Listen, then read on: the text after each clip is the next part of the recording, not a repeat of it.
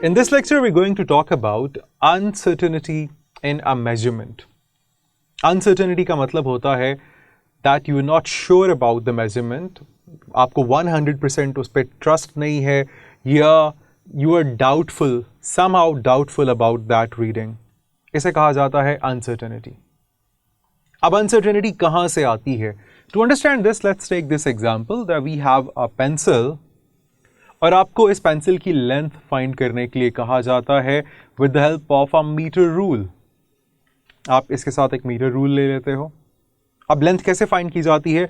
On the metre rule distance between 2 points आप length इसकी find करने के लिए इस्तेमाल करते हो. So let's keep it first end at the 0 mark. That's where the reading starts from and then second point उसका ये जो टिप है वो आ जाती है समवेयर हियर. अब आपने ये गौर से देखना है. The tip is at this point. अगर आप मीटर रूल को देखते हो, आपके पास this is the 6 centimeter mark and this is 7 centimeter mark, for example. उनके बीच में there is 6.5.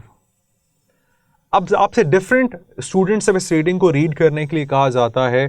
Some students will say that this is 6.2 और some say this is 6.3. दोनों वैल्यूज जो हैं 6.2 and 6.3 are based on an estimate. और ये estimate क्या है? आपको यहाँ से पता क्या चल रहा है that this value is sure more than 6 but less than 6.5. अब 6 से ज़्यादा है और 6.5 से कम है, इस वजह से बेस्ड ऑन आपकी ऑब्जर्वेशन आप बताते हो ये 6.2 है या 6.3 है. बट अगर क्वेश्चन ये किया जाए are you 100% sure that this is 6.2, तो आप कहते हो नहीं, not 100% sure. It can be either 6.2 और 6.3. सिमिलरली 6.3 जो बता रहा है वो भी यही कहेगा इट इज ऑलमोस्ट 6.2 या 6.3, इसके दरमियान में कुछ वैल्यू है. दैट्स वाई 6.2 और 6.3 की वैल्यू मेजर की जाती है. So this fluctuation in this number जो हम यहाँ पे देख सक रहे हैं that is because of the limitation of this device. क्योंकि यहाँ जहाँ पे हमें टिप मिल रही है पेंसिल की, there are no markings on this instrument. और मार्किंग्स ना होने की वजह से हम गेस कर रहे होते हैं और उस गेस की वजह से आपकी मेजरमेंट के अंदर एक अनसर्टेनिटी फैक्टर आ जाता है. अब ये कितना होता है, इसे समझने के लिए let's take another example. Let's say we have this digital measuring scale. आपके पास एक mass scale है. जब इसके ऊपर आपने कुछ भी नहीं रखा हुआ, it displays 0 किलोग्राम. ये एग्जाम्पल्स आपने बहुत ध्यान से समझनी है. ये आपका अनसर्टेनिटी का कॉन्सेप्ट क्लियर करेंगे. हम ये एज्यूम करके चलते हैं कि इस मेजरिंग स्केल का जो लीस्ट काउंट है, least count that equals to 1 kilogram.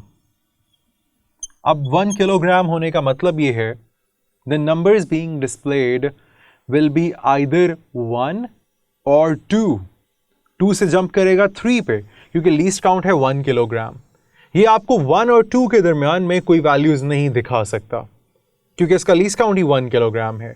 So the minimum jump it can take is 1 kilogram. Let's say हम इसके ऊपर राइस रखते हैं और ये राइस हमें मेजरमेंट देते हैं 1 किलोग्राम. आपके पास अज्यूम करके चलते हैं ये राइस का जो वेट था वो एग्जैक्टली 1 किलोग्राम था.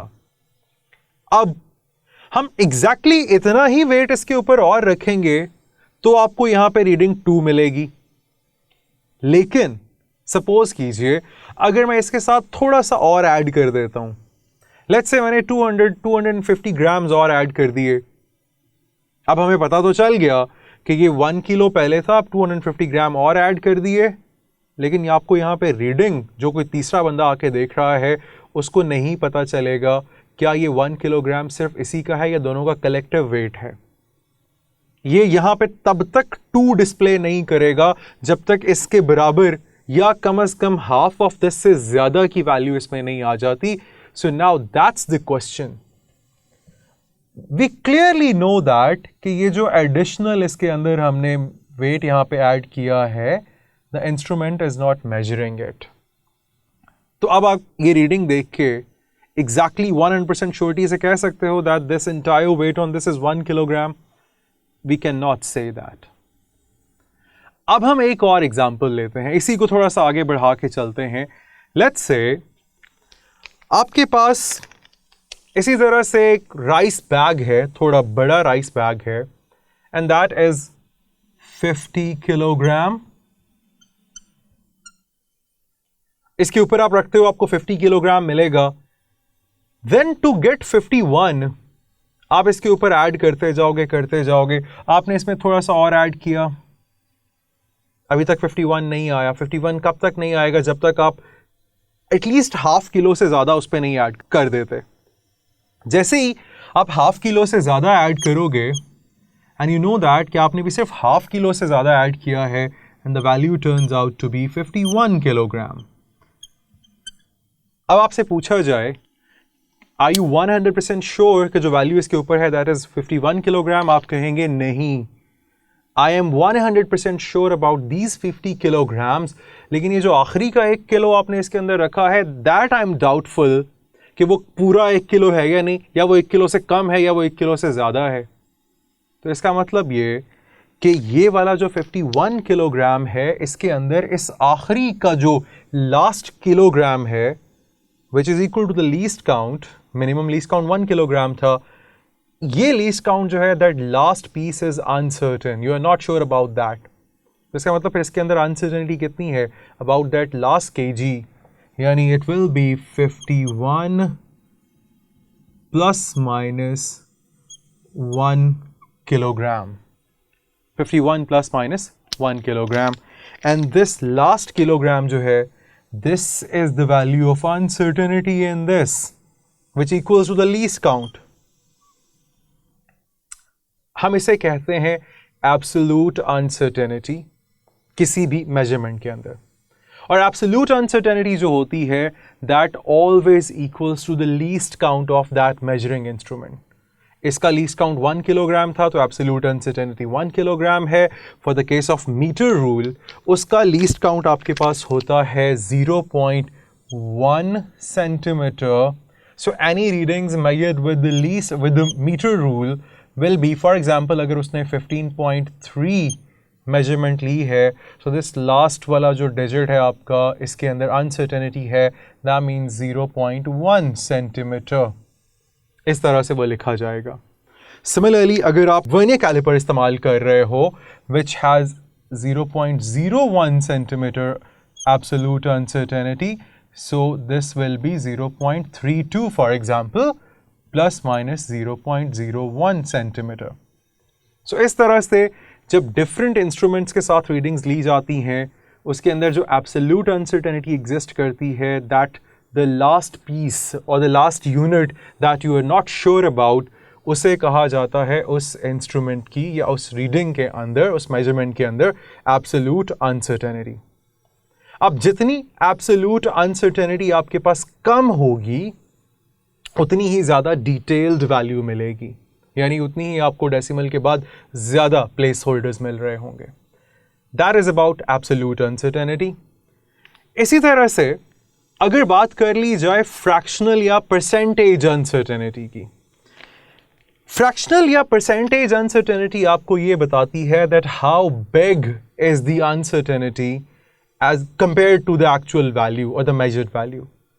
सो फ्रैक्शनल अनसर्टेनिटी फाइंड करने के लिए फॉर्मूला हमारे पास होता है, मैं इसे लिख देता हूं, fractional uncertainty that equals to absolute uncertainty divided by measured value, and I call it MV, measured value. अब आप absolute uncertainty को measured value से divide करोगे। For example, for this case, it will be 0.1 over measured value क्या है, 15.3. Whatever answer you get out of this is your fractional uncertainty. Similarly, percentage uncertainty क्या होती है? This is percentage uncertainty that equals to either fractional uncertainty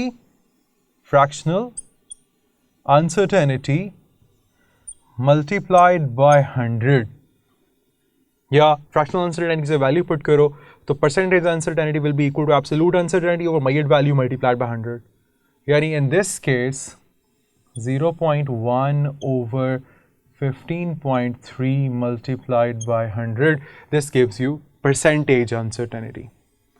So percentage या fractional uncertainties आपको ये बताती हैं कि आपके पास जो uncertainty है measurement के अंदर, how big is that as compared to the actual or measured value. और absolute uncertainty आपको ये बताती है कि what is the unit या least count, या आपके पास कितनी maximum possible uncertainty है in that recorded value. यहाँ से आपके पास absolute uncertainty, fractional uncertainty और percentage uncertainty का concept है that you have to memorize. आपको याद रखना है कि absolute uncertainty क्या होती है, फिर fractional क्या होती है और percentage क्या होती है और इनके अलग अलग काम क्या होते हैं. So concluding this lecture आपके पास कोई भी measurement जो कभी भी ली जाती है are never 100% accurate. There is always a factor, उसके अंदर हमेशा कोई ना कोई uncertainty exist करती है. और वो uncertainty की अब जो causes होती हैं, what are the reasons for uncertainty, उनको हम अभी यहाँ पे देख लेते हैं. There can be multiple reasons for uncertainty in a recorded or a measured value. उनमें let's say सबसे पहले they can be because of the instrument. Instrument की लिमिटेशंस की वजह से हो सकती हैं. यानी जिस तरह हमने अभी यहाँ पे बात की मेजरिंग स्केल की, उस मेजरिंग स्केल का जो लीस्ट काउंट था दैट वाज 1 किलोग्राम यहाँ पे, और वो 1 किलोग्राम जो है दैट इज़ द लिमिटेशन. अब अगर उसका लीस्ट काउंट 10 किलोग्राम होता तो उसके अंदर ज़्यादा एब्सोल्यूट अनसर्टेनिटी एग्जिस्ट करनी थी. So you will always be confuse about the last 10 kilograms. You will never be sure about them. So ये limitations of the instrument की वजह से हो सकती हैं, and that can be the least count or the calibration. दूसरी वजह, ये थी पहली वजह. दूसरी वजह uncertainty की हो सकती है observer's limitation. यानी जो बंदा उसे observe कर रहा है, either he is not qualified or trained enough to read that measurement, या उसका रिएक्शन टाइम या उसका पैरालेक्स, यानी वो किस एंगल से किस डायरेक्शन से उसके ऊपर देख रहा है, उसकी वजह से वेरी कर जाती हैं वैल्यूज़ और उनके अंदर डिफरेंट एरर्स अनसर्टेनिटीज आ जाती हैं. And lastly they can be environmental factors as temperature, vibrations, ये उसके अंदर होते हैं जिसकी वजह से वो वैल्यूज़ के अंदर, मेजरमेंट्स के अंदर अनसर्टेनिटी आती है. And it can also be because of method errors, that how the measurement is taken. So किसी भी measurement को correct तरीके से लेने का एक specific method होता है. If that is not followed, तब भी आपके पास उसमें uncertainty के chances ज़्यादा होते हैं. So these are some of the causes of uncertainty in our measurements. 3 तरह की uncertainties हमने देखी हैं: absolute uncertainty, fractional uncertainty और percentage uncertainty. इनकी values को याद रखिएगा और इनकी causes को याद रखिएगा. This can be asked as very important questions in your final exams.